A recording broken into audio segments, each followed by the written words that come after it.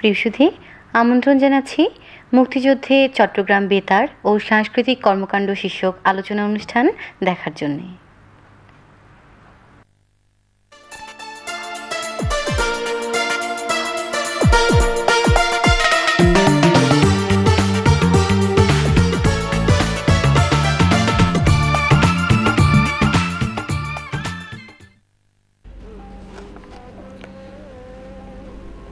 মুক্তিযুদ্ধে চট্টগ্রাম বেতার ও সাংস্কৃতিক কর্মকাণ্ড শীর্ষক আলোচনা অনুষ্ঠানে সবাইকে আমন্ত্রণ জানাচ্ছি।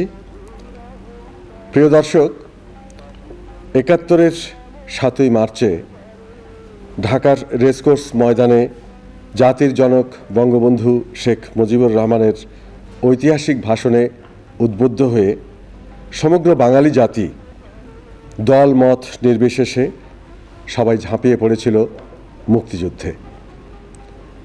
৩০ লক্ষ শহীদ আর ২ লক্ষ মা বোনের সম্ভ্রমের বিনিময়ে অর্জিত হয়েছে আমাদের স্বাধীনতা।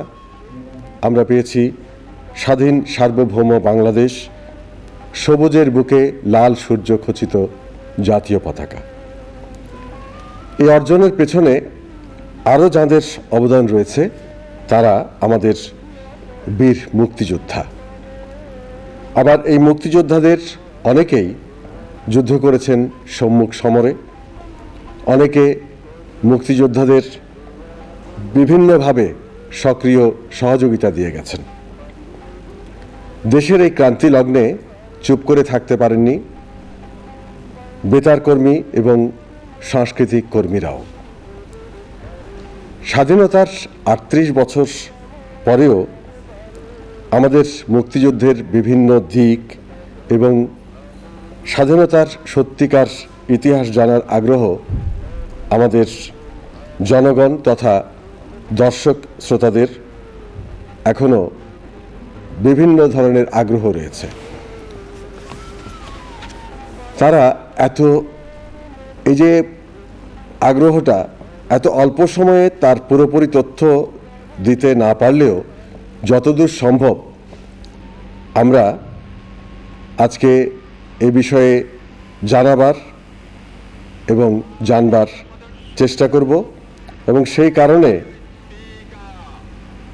আজকে আমরা আমন্ত্রণ জানিয়েছি এমন দুজনকে যারা আমাদের মুক্তিযুদ্ধ এবং সাংস্কৃতিক কর্মকাণ্ডের সাথে সরাসরি জড়িত এবং এর সাক্ষী। আসুন তাদের সাথে পরিচয় করা যাক। আমার ডান দিকে রয়েছেন জনাব আমিনুর রহমান, সাবেক প্রধান প্রকৌশলী, বাংলাদেশ বেতার এবং অন্যতম সংগঠক স্বাধীন বাংলা বেতার কেন্দ্র।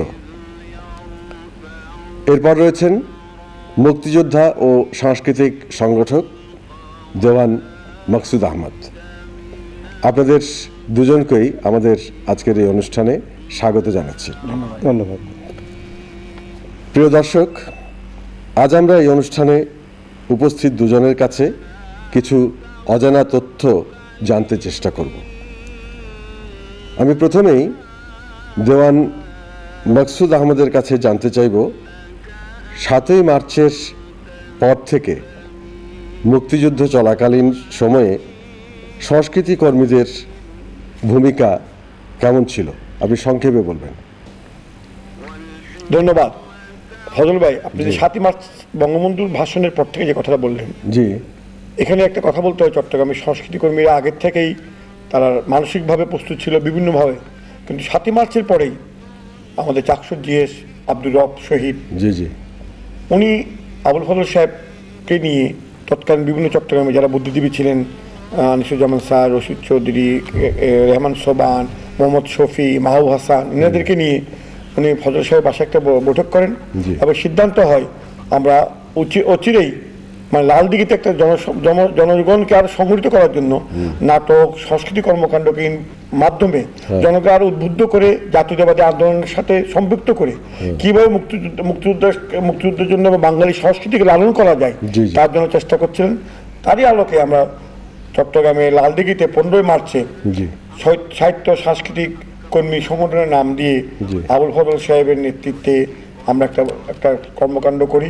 এবং মমতাজউদ্দিন সাহেব নাট্যকার, বিশিষ্ট নাট্যকার, উনি দুটো নাটক রচনা করেন, এবারের সংগ্রাম, মুক্তির সংগ্রাম, এবারের সংগ্রাম, স্বাধীনতা সংগ্রাম। এই নাটকগুলি আমরা বিভিন্ন জায়গায় প্রদর্শিত করি, প্যারেড গ্রাউন্ডে করি, বিভিন্ন অঞ্চলে, লালদিঘি ময়দানে করি, বিভিন্ন অঞ্চলে করি। অর্থাৎ তখন একটা ছিল যারা সাংস্কৃতিক কর্মকাণ্ডে আমরা জড়িত ছিলাম, ছাত্র রাজনীতি করার পাশাপাশি যারা সংস্কৃতিতে জড়িত ছিলাম, আমাদের কাজ ছিল জনগণকে ব্যাপক অর্থে কিভাবে ইনভলভ করা যায়, জনগণকে ব্যাপকভাবে তার মানে পিপলসকে তাদের অধিকার আদায় করার জন্য কিভাবে রাজনীতির পাশাপাশি সাংস্কৃতিক কর্মকাণ্ড দিয়ে তাদেরকে উদ্বুদ্ধ করে আরো ব্যাপকত্ব জনযুদ্ধ করা যায়, সেই টার্গেট ছিল আমাদের। এই কারণে আমরা কিন্তু পরবর্তী পর্যায়ে দেখেছি যারা স্কাউটিং করতো বা যারা কচিকাচার মেলা করতো, যারা সুবোধ ছিল, এইসব জিনিস বুঝতো না, তারাও একটা পর্যায়ে কিন্তু ৭১ মুক্তিযুদ্ধ যখন শুরু হয়ে যায়, সশস্ত্র যুদ্ধ যখন শুরু হয়, তারা কিন্তু এই যে পাইনার হিসেবে বিভিন্ন জায়গায় গোপন মানে মুক্তিযোদ্ধাকে নিয়ে যাওয়া, নিয়ে আসা, আর্মসকে ক্যারি করা, চাঁদা তোলা কাজগুলি কিন্তু ওই উদ্বুদ্ধ হওয়ার কারণে কর্মী, সাংস্কৃতিক কর্মীরাই কিন্তু এই সংযোগগুলি স্থাপন করতো। সেটা আমি শুরুতেই বলেছিলাম যে দলমত নির্বিশেষে সবাই এগিয়ে এসেছিল, একদম মানে নিশ্চিন্ত ছিল, কোনো ভেদাভেদ ছিল না। মানে আপনি বলবেন কি প্রো পিপলস যেটা বলে, পিপলসদের ইনভলভ হওয়াটা যেটা বলে, মানে একটা জনযুদ্ধ, একটা মুক্তিযুদ্ধের জন্য টোটাল পিপলকে ইনভলভ করার ব্যাপারটা, এটা কিন্তু সাংস্কৃতিক কর্মীরা রাজনৈতিক কর্মীদের পাশাপাশি করতে পেরেছিল কিন্তু। ধন্যবাদ দেওয়ান মাকসুদ। আমি যদি সময় থাকে পরে আপনার কাছে আবার আসবো। এবারে কথা বলবো যে স্বাধীন বাংলা বেতার কেন্দ্র লক্ষ লক্ষ মুক্তিযোদ্ধাকে অনুপ্রাণিত করেছিল, সেই স্বাধীন বাংলা বেতার কেন্দ্রের অন্যতম প্রতিষ্ঠাতা সংগঠক জনাব আমিনুর রহমানের সাথে।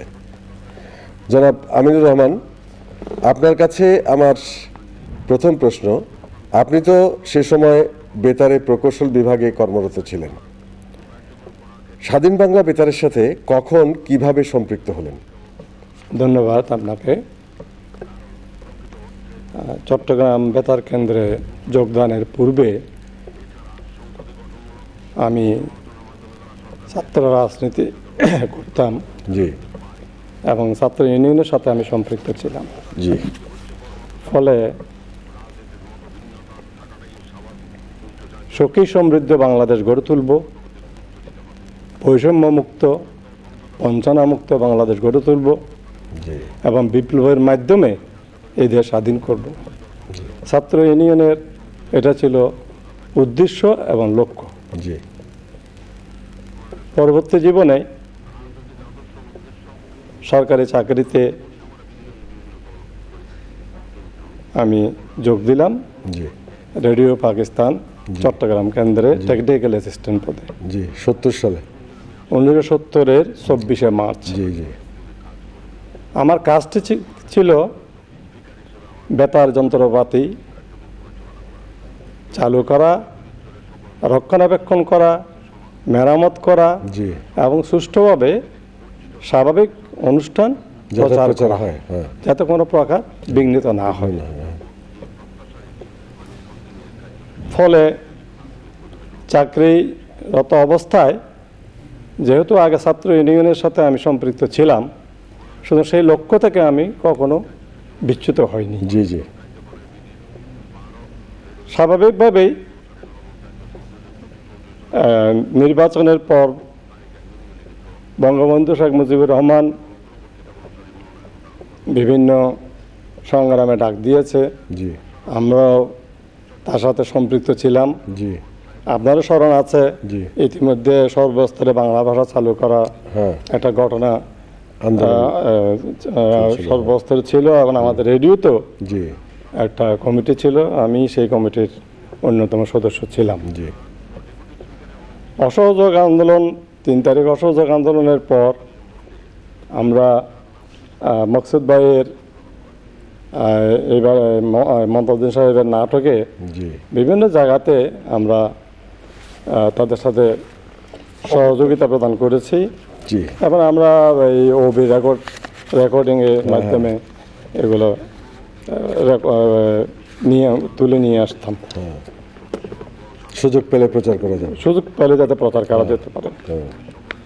এরপরে 7ই মার্চের আপনার বঙ্গবন্ধুর ভাষণের পর আমরা স্থানীয় নেতৃবৃন্দ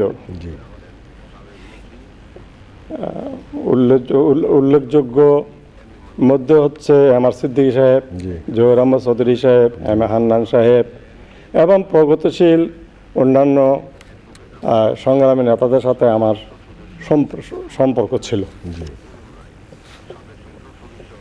26শে মার্চ প্রথম দিকে 8:30 8টা থেকে 8:30টার মধ্যে সকালে আমি আর মহিউদ্দিন আমাদের টেকনিক্যাল অপারেটর ছিল, ওনাকে নিয়ে আমি টিএনটি স্টোর কলোনি থেকে বের হয়ে আগ্রাবাদ বেতার ভবনে গিয়েছিলাম। আচ্ছা, যেহেতু আমার লক্ষ্য আগে থেকে ছিল বিপ্লবের মাধ্যমে দেশ স্বাধীন করব, তো সেই চিন্তা করে আমি বেতারে প্রবেশ করি এবং আমি কন্ট্রোল রুমে গিয়ে দেখি সেই সময় শিফট ইনচার্জ হারুনুর রশিদ এবং ডিউটি অফিসার ছিলেন মোস্তফা আনোয়ার। আচ্ছা, এছাড়া টেকনিক্যাল স্টাফ ছিল কিছু এবং পিয়ন অন্যান্য কর্মচারী ছিল। সেই সময় আমি বেতার যন্ত্রপাতিগুলো বন্ধ করে দিলাম এবং স্বাভাবিক প্রোগ্রাম সহ জেনারেল টিক্কা খানের ভাষণ প্রচার বন্ধ করে দিয়ে স্টুডিও লক করে, সেই সময় স্টুডিও লক করা অপরাধ ছিল, মানে প্রয়োজন ছিল, তো স্টুডিও লক করে সবাইকে নিয়ে বেতার ভবনের গেটে এসে চাবিগুলো পুলিশের হাতে দিলাম। আচ্ছা, পুলিশের হাতে দিয়ে আমরা সবাই একযোগে বেরিয়ে আসলাম। বেরিয়ে এসে পথে আমাদের সাথে যোগ দিল আমাদের ইঞ্জিনিয়ার আব্দুল সোবান। তাকে নিয়ে আমরা প্রথমে গেলাম মির্জা নাসিরউদ্দিন সাহেবের বাসায়। সেখানে আমরা 15 মিনিটের মতো একটু কথা কাটাকাটি হয়। তারপরে সেখান থেকে আমরা নিচে নেমে আসলাম। নেমে এসে সোবান সাহেব মির্জা সাহেবের সাথে ছিল, আমরা নিচে নামিয়ে আসলাম। আমি, মোস্তফা আনোয়ার, হারুনুর রশিদ, মহিউদ্দিন, সেই সাথে আমাদের সাথে যোগ হলো সৈয়দ আব্দুল শাকের। আচ্ছা আচ্ছা, তখন সেখান থেকে আমার বাসা ছিল যেহেতু টিএনটি স্টোর কলোনি, আমার কলোনির অপোজিটে মমতাজুল করিম টিএনটি সুপারভাইজার, তার বাসায় টেলিফোন ছিল। আমরা সেখানে গিয়ে ওটাকে কন্ট্রোল রুম হিসেবে দাঁড় করে ফেলে সেখান থেকে টেলিফোনের মাধ্যমে আমরা এমআর সিদ্দিকীর বাসায়, জহির আহমদ চৌধুরীর ছেলে যেহেতু আমার বন্ধু ছিল সাইফুদ্দিন খালেদ চৌধুরী, তার সাথে টেলিফোনে কথা হয় এবং এছাড়া আওয়ামী লীগ জেলা অফিস এবং শহর অফিস রেস্ট হাউসে যে একতরফা আমরা টেলিফোন করে ওই এন্ডে যাকে পেয়েছি আমরা যে বন্ধ করে দিয়েছি এই কর্মকাণ্ডটাকে তাদেরকে অবহিত করেছি এবং সেই সাথে বিপ্লবী বেতার কেন্দ্র চালু করার ব্যাপারে তাদেরকে অনুরোধ করি। আচ্ছা, এবং মির্জা সাহেবের বাসার ঠিকানাটাও আমরা তাদেরকে জানাই। আচ্ছা, ঠিক 12টার সময় আমরা আমাদের বাসা থেকে মির্জা সাহেবের বাসার কাছাকাছি আসলাম, পলক গ্রাউন্ডের এই পার আর ওপার। এই ফাঁকে এর মধ্যে এম এ হান্নান সাহেব আসলেন। ওনাকে শুধু আমি চিনতাম, ওনার সাথে আরও কয়েকজন স্থানীয় ছাত্রলীগের কর্মীরা ছিল। তো উনি সহ মির্জা নাসিরউদ্দিন সাহেবের বাসায় গিয়ে মির্জা নাসিরউদ্দিন আর আব্দুল সোবানকে নিয়ে ওনারা সহ ওনাদেরকে নিয়ে কালুঘাট, আগ্রাবাদ বেতার ভবনে না গিয়ে ওনারা কালুঘাটে যায়। কালুঘাটে গিয়ে দুইটা থেকে 2:15 মিনিটের সময়, দুইটার দিকে আমি শুনেছি, 2টার দিকে আমার একটা গ্রুন্ডিক রেডিও ছিল। তো 2টার দিকে, আনুমানিক 2টার দিকে বঙ্গবন্ধুর ঘোষণা সম্বলিত একটি লিফলেট উনি পাঠ করলেন। তিনি স্বনামে এম এ হান্নান স্বনামে তিনি পাঠ করলেন। 5 মিনিটের একটা অনুষ্ঠান ছিল, তারপর বন্ধ হয়ে গেল। তিনি তারপরে এইভাবে এই পর্বটা শেষ হয়ে গেল। 3টার দিকে আমরা আবার এখান থেকে বের হয়ে আমরা কিভাবে আমরা এখন কালুঘাটে যাব, সেদিক দিয়ে আমরা বের হয়ে আমরা লাকি প্লাজার সামনে, বর্তমানে লাকি প্লাজার সামনে, সেই সময় ছিল শাহনাজ মোটরের সামনে, সেখানে আমরা অবস্থান করতেছিলাম। তখন বিকাল 4টা। এমন সময় আমাদের এই পলো গ্রাউন্ডের ওটা কি জাম্বুরি ফিল্ডের ওই দিক থেকে একটা গাড়ি আসতেছিল। তা পথে আমাদের সাথে দেখা হলো। সেই গাড়িতে আমরা দেখলাম বেলাল মোহাম্মদ, আবদুল্লাহ আল ফারুক, আবুল কাসেম সন্দীপ, কাজী হোসনে আরা, সেই সাথে আরও অন্যান্য অজানা ব্যক্তি। তা সেখানে আর জায়গা ছিল না, তো আমি তাদেরকে হাত দেখাইলাম, আমি আপনারা যান, আমি আরও অন্যান্য আমরা 4জন ছিলাম এইখানে, আরও 2-1জনকে জোগাড় করে এবং গাড়ি জোগাড় করে আমরা আসতেছি। তো তাদেরকে সেই পর্বে বিদায় করলাম। ইতিমধ্যে ব্ল্যাক আউট নাইট হয়ে গেল, গোলাগুলি চলতেছিল, ব্ল্যাক আউট নাইট হয়ে গেল, গাড়িও আর পেলাম না। আমরা সেই দিন আমাদের আবার 3টে স্টোর কলোনি যার বাসায় আমরা ফিরে গেলাম। আচ্ছা, এই পর্যায়ে আপনাকে আসলে কথা তো অনেক, এগুলো যদি আমরা 3 দিন বলি তাও শেষ হবে না। হ্যাঁ, আমি কিছু জরুরি আলাপ আপনার সাথে করতে চাচ্ছি। যে স্বাধীন বাংলা বেতার কেন্দ্রে তো অনেকেই জড়িত ছিলেন, কিন্তু আমরা জানি পরবর্তীতে আপনারা 10 জন প্রধান ভূমিকা পালন করেছিলেন এবং 1 কিলোওয়াট ট্রান্সমিটার নিয়ে আপনারা ভারতে চলে গিয়েছিলেন। আপনারা এই যে 10 জন কিভাবে একত্রিত বা সংগঠিত হলেন, হ্যাঁ, এবং পরবর্তীতে আপনাদের কাহিনী সংক্ষেপে একটু। এই সংক্ষেপে তো সমস্যা, তো যাই হোক, আমরা কিভাবে করলাম, যেহেতু আমরা ওই দিন চলে গেছি, পরের দিন 27 তারিখে আমি আবার মহিউদ্দিনকে নিয়ে বেতার ভবনের পিছনে মোশাররফ সাহেব, শরফুজ্জামান সাহেবকে পিক আপ করলাম। তারপর সেখান থেকে মোগলটুরের বাসায় রাশেদুল হোসেন সাহেবকে পিক আপ করলাম। তখন আমরা এই 5 জন ফিরিঙ্গি বাজারস্থ দোবাসের বাড়িতে গেলাম দিনের 1টায়।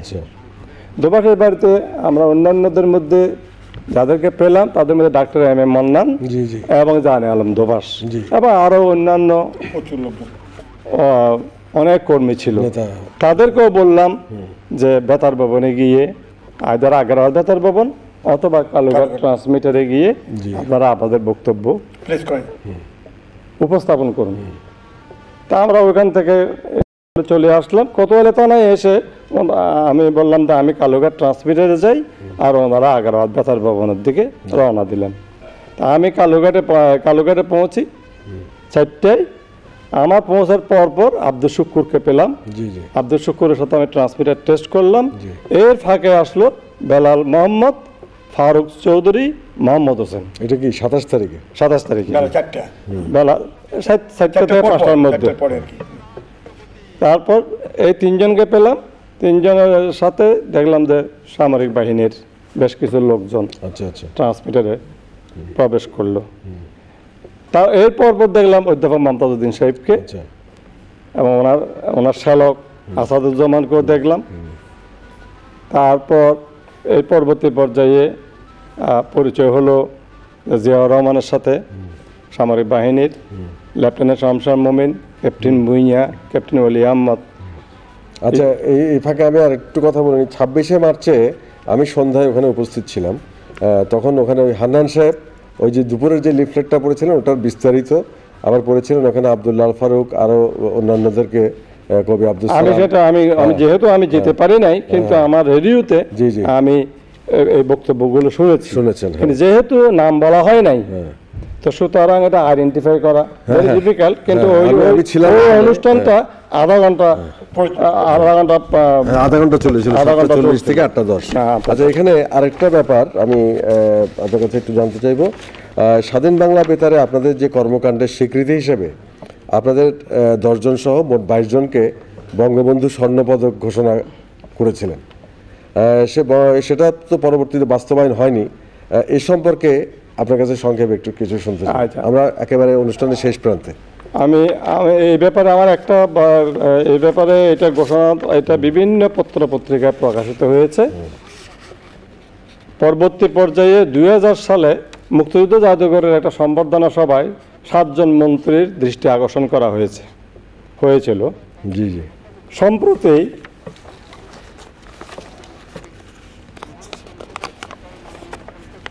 সম্প্রতি মাননীয় প্রধানমন্ত্রীর কাছে 19 জুলাই 2009-তে আমি একটা পত্র লিখেছি। জি জি। পরবর্তী পর্যায়ে মাননীয় তথ্যমন্ত্রীর কাছে 21/10/2009 অনুরূপ আরেকটা পত্র লিখেছি। জি জি। তো অত্যন্ত পরিতাপের বিষয়, এখনো পর্যন্ত কোনো সাড়া পাওয়া যায়নি। তা আমরা আশা করব এই অনুষ্ঠান থেকে আমরা দাবিও করব যে আমাদের স্বাধীন বাংলা বেতার কেন্দ্রে যাদের বিশেষ অবদান রয়েছে তাদেরকে যেন যোগ্য অবস্থানে নিয়ে আসা হয় এবং তাদের যে বঙ্গবন্ধুর যে ঘোষণা সেটা যেন বাস্তবায়ন হয়, যেহেতু বর্তমানে বঙ্গবন্ধুর কন্যা। এই ব্যাপারে আপনাদেরকে একটু বলতে চাই, আমাদের 10 জনের মধ্যে আমাদের 4 জন ইতিমধ্যে মারা গেছেন। আমরা 5 জন ঢাকাতে, 4 জন, আমি চট্টগ্রামে আছি, আর একজন জার্মানিতে আছেন। আচ্ছা আচ্ছা। আমাদের প্রত্যেকের অবস্থা খুবই করুণ। জি জি। যারা বিদায় নিয়েছেন তাদের আত্মার আমরা মাগফিরাত কামনা করছি এবং আমি আবারও বলছি এই অনুষ্ঠান থেকে যে আমাদের এটা যেন যারা আছেন তাদের জন্য অন্তত বাস্তবায়ন হয় এবং যারা চলে গেছেন তাদের যেন মরণোত্তর দেওয়া হয়। আজকে একটা মিনিট ব্যাপার, এখানে আমি জানতাম স্বাধীন বাংলা বেতার কেন্দ্রের সাথে আপনার একটা সম্পৃক্ত ছিল। হ্যাঁ, সেটাই আমি বলছিলাম যে 26শে মার্চে আমি গিয়েছিলাম। হ্যাঁ, তো ওখানে আমি ছিলাম, আমি উপস্থিত ছিলাম। যেহেতু আমার কণ্ঠটা খুব পরিচিত ছিল সেজন্য আমার কণ্ঠ ব্যবহার করা হয়নি। জি জি জি জি। হ্যাঁ, ওখানে অন্য যারা অপরিচিত কণ্ঠগুলো ব্যবহার করা হয়েছে। যাই হোক, আজকে আমাদের নির্ধারিত সময় প্রায় শেষ। আপনারা দুজন আপনাদের মূল্যবান সময় নষ্ট করে আমাদের অনুষ্ঠানে এসছেন, সেই কারণে আপনাদেরকে অনেক অনেক ধন্যবাদ। আপনাদেরকেও ধন্যবাদ জানাচ্ছি। তবে যেহেতু আমি ওই পরবর্তী 30 তারিখে যে বিমান আক্রমণ, এর পরবর্তী পর্যায়ে যে ঘটনা বলি, আমি কিছুই এটা আমরা ইনশাল্লাহ যদি আমাদের ভবিষ্যতে আবার সুযোগ হয় আমরা এ নিয়ে পরবর্তীতে আরো বিস্তারিত আলাপ করবো। জি ইনশাল্লাহ।